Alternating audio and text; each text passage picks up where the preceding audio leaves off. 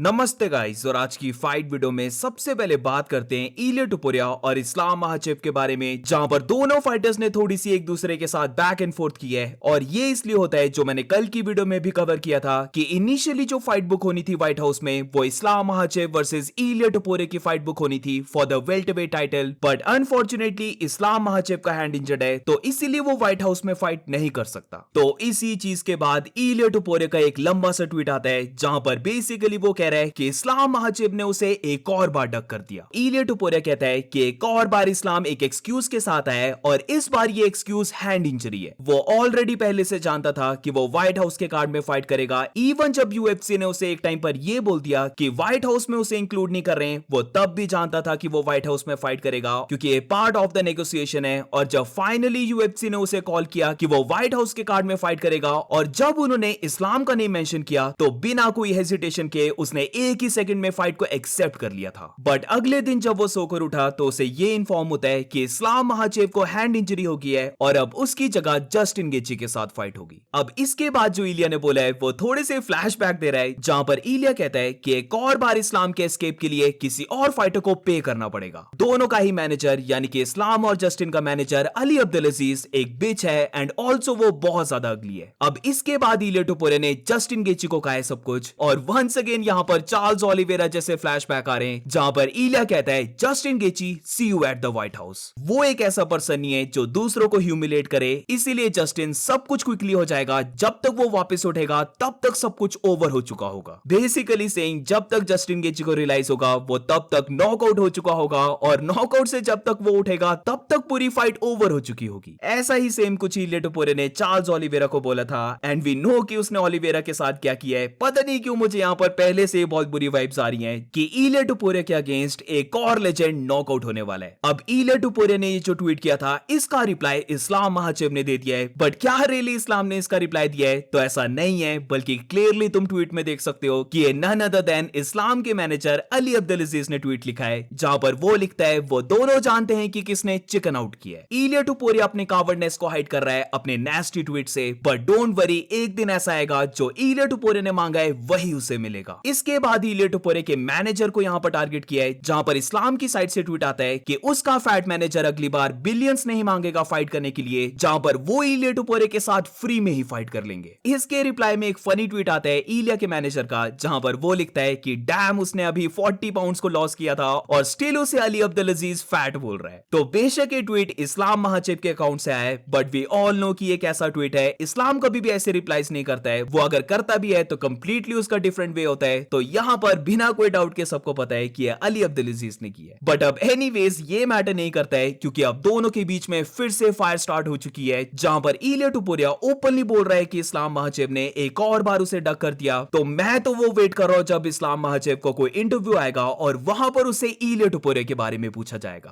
काश ये fight white house में हो जाती। स्टिल मुझे बहुत ज्यादा रिग्रेट हो रहा है कि इस्लाम महाचेव इंजर्ड है, वरना इस्लाम महाचेव वर्सेस इलिया टुपुरिया की सुपर फाइट मेन इवेंट हो रही है, ये कार्ड की हाइप बहुत ज्यादा बन जाती। अब व्हाइट हाउस कार्ड की बात चली है, तो कल रोंडा राउजी और जीना करानो की सुपर फाइट जो हो रही है, उसकी प्रेस कॉन्फ्रेंस होती है, और वहां पर तुम बोल सकते हो रोंडा राउजी ने डायना व्हाइट और यूएफसी के ऊपर बहुत ज्यादा शॉट्स फायर किए हैं। जहां पर मेन हाइलाइट्स ही प्रेस कॉन्फ्रेंस की रोंडा राउजी जो ट्रैश टॉक कर रही है यूएफसी पर, वही रहती हैं। जिधर इन शॉर्ट अगर मैं बताऊं, तो रोंडा ये कहती है कि इवन डायना व्हाइट को भी पता है कि ये जो व्हाइट हाउस का कार्ड है, ये कंप्लीटली एक शिट कार्ड बना है, क्योंकि एक साल से डायना व्हाइट बोला जा रहा था कि ये कार्ड ग्रेटेस्ट एवर कार्ड होगा, बहुत सारे बड़े नाम के फाइटर्स होंगे। बट जब ये कार्ड डिलीवर हुआ, हम देख सकते थे कि फैंस कितना ज्यादा इसको क्रिटिसाइज कर रहे हैं, और वो प्रीटी श्योर है कि डायना व्हाइट को भी ये कार्ड ठीक नहीं लगा। रोंडा का ये भी कहना था कि उसे ऐसा फील होता है कि डायना व्हाइट भी पिस्ड ऑफ है कि बिग कंपनीज के अंडर यूएफसी आ चुकी है और वो टेक ओवर कर चुके हैं, जहां पर अब डायना व्हाइट की जरा भी नहीं चलती है, और इसीलिए आज की डेट में जो फाइट्स बनती हैं, वो सारी शिट फाइट्स बनती हैं। ऑल्सो इसके साथ रोंडा ये कहती है कि जस्ट अभी यूएफसी ने $7.7 बिलियन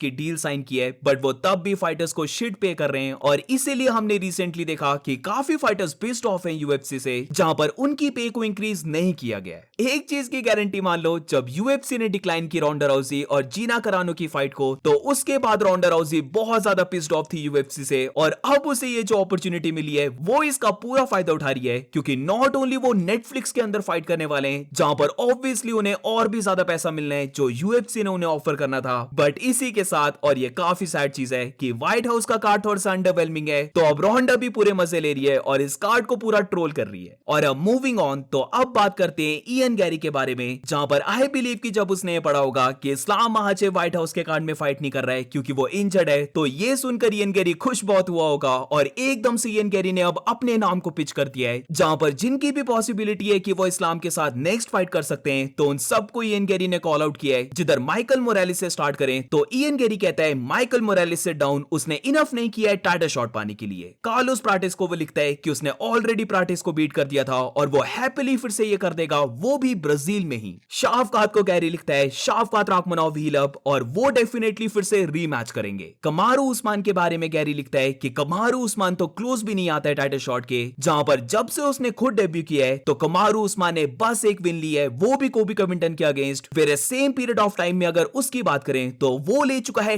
10 विंस को। तो जिनको भी लगता है कि कमारू उस्मान को नेक्स्ट टाइटल शॉट मिलना चाहिए, वो तो इस प्लेनेट में रह भी नहीं रहे। तो इसीलिए आई एम नेक्स्ट, और तुम फोटो को भी देख सकते हो जहां पर उसकी टंग में भी उसने नोट को चिपकाया है आई एम नेक्स्ट, यानी कि इयन गैरी को लगता है कि वही नेक्स्ट है जो इस्लाम महाचेव के साथ फाइट करेगा। तो इयन गैरी का रिप्लाई अब माइकल मोरालेस ने भी दे दिया है, जहां पर वो लिखता है sorry Ian, but Dana White अच्छे से जानता है कि कौन नेक्स्ट टाइटल शॉट डिजर्व करता है, एंड ऑल्सो वो एंड में गैरी को मिडिल फिंगर भी शो करता है। कार्लोस प्राटिस की फाइट तो जेडीएम के साथ अब बुक हो चुकी है, तो मेरी ओपिनियन में अब बस 2 फाइटर बचे, यानी कि माइकल मोरालेस और इयन गैरी बचे, जो कि इस्लाम महाचेव के साथ नेक्स्ट फाइट कर सकते हैं। तो लेट्स सी किसके साथ होती है fight. Do let me know in the comments, तुम किसके साथ चाहते हो कि इस्लाम महाचेव की नेक्स्ट फाइट हो। Whereas moving on to the next update, तो अब जल्दी से पाउंड फॉर पाउंड रैंकिंग के बारे में बात करते हैं, जहां पर UFC 326 में चार्ल्स ओलिवेरा बन चुका है न्यू BMF चैंपियन। तो यही विन लेने के बाद वो वापस आ चुका है पाउंड फॉर पाउंड रैंकिंग में और उसकी प्लेसमेंट है नंबर 12 की। मैक्स ओलिवे की बात करें तो उसे 5 प्लेसेस का लॉस मिल चुका है, जहां पर वो पहले नंबर 10 पे था, बट अब वो बिल्कुल लास्ट में यानी कि 15th प्लेस पे आ चुका है। मुझे तो लगता है कि ओलिवेरा को थोड़ा सा और ऊपर होना चाहिए था, क्योंकि 2 विन्स अब ओलिवेरा बैक टू बैक ले चुका है। एक में वो फिनिश करता है और एक में अब वो चैंपियन बन चुका है। बेशक ये BMF चैंपियन है, बट एटलीस्ट बोल सकते हैं ड्रिकस डुप्लेसिस से तो ऊपर होना चाहिए था। ऑल्सो इसी के साथ UFC 326 में फाइटर्स को कितने पे मिली है, ये रही उसकी लिस्ट। अब छोटा सा डिस्क्लेमर, ये जितनी भी सैलरी शो हो रही है ये सारी एस्टिमेटेड है और जो रियल सैलरी होती है वो इससे ज्यादा ही होती है। कायो बहालियो को हम देख सकते हैं कि उसने $561,000 को अर्न किया है, यानी कि 5.1 करोड़ अर्न किए हैं। वेयरएज मैक्स ओलिवे की बात करें तो उसे मिला है $1.54 मिलियन, जो कि इंडियन रुपीस में 14.1 करोड़ होते हैं। और पूरे कार्ड में जिस फाइटर को सबसे ज्यादा मनी मिले वो new BMF champion Charles Oliveira है, जहां पर ओलिवेरा को मिलते हैं $2.28 मिलियन।